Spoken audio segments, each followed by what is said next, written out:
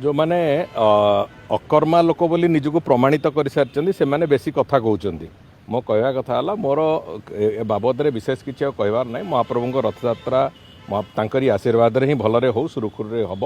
एवं मोर पूर्ण विश्वास अच्छी प्रभुंर आशीर्वाद भी रहिबो संपूर्ण रूपे सफलतार सहित रथयात्रार प्रक्रिया सारे नीलाद्रि विजय पर्यंत लोकों जहाँ जहाँ जत्परनास्ति व्यवस्था हवा कथा समस्त कथा करा जाइछि। गतकाली भी माननीय मुख्यमंत्री अध्यक्षतार एक उच्च स्तरीय बैठक में सबु कथा समीक्षा कराई सेवायत मान सहित भी भेटी सेवायत मान सहित भी आलोचना होती ये सबु कथा होती तेणुक पूर्ण विश्वास अच्छी सफलतार सहित एक कथा आगू जीव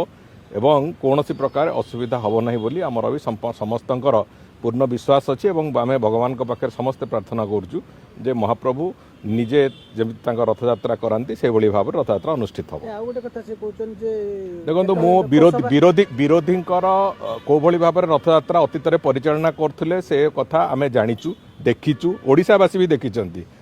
तांको समय कौन कौन घटना अघटना घटुला से कथा भी ओडिशावासी देखी तेणुक आज ये जो रथयात्रार पवित्र मुहूर्त भितर मत लगुना कौन प्रकार राजनैतिक समालोचना रथयात्रा को नहीं करवा राजनीति वातावरण तैयारी करवा रथयात्रा को नहीं से कथा आमे करने को चाहूना। जदि आपण मानकु आम वीडियो भल लगी थाए ताहले आम चैनल को लाइक शेयर और सब्सक्राइब करने को भूलिबेनि।